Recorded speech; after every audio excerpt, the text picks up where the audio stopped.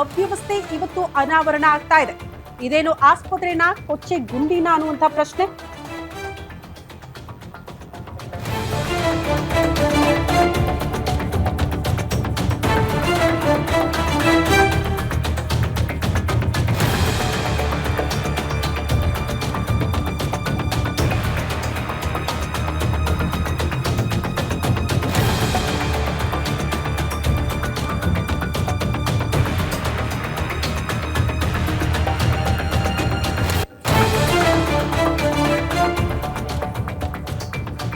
ಇದೇನು ಆಸ್ಪತ್ರೆನ, ಕೊಚ್ಚಿ ಗುಂಡಿನ. ಬೀದರ್ನಲ್ಲಿ ಆಸ್ಪತ್ರೆಯ ಅವ್ಯವಸ್ಥೆಯ ದೇವರಿಗೆ ಪ್ರೀತಿ.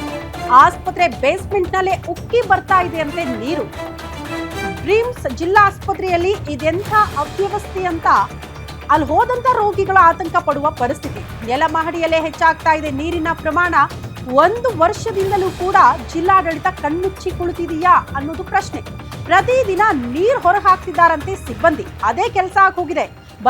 ಬಂದಂತಹ ರೋಗಿಗಳನ್ನ ವಿಚಾರಿಸೋದಲ್ಲ, ಅವ್ರಿಗೆ ಚಿಕಿತ್ಸೆ ಕೊಡಿಸೋದು ಅವ್ರ ಕೆಲಸ ಅಲ್ಲ. ಬದಲಾಗಿ ಈ ನೆಲಮಹಡಿಯಲ್ಲಿ ಈ ರೀತಿ ನೀರು ಬರ್ತಾ ಇದೆಯಲ್ಲ, ಅದನ್ನ ತೆಗೆದು ಆಚೆ ಹಾಕೋದೇ ಸಿಬ್ಬಂದಿಯ ಕೆಲಸ ಆಗೋಗಿದೆ.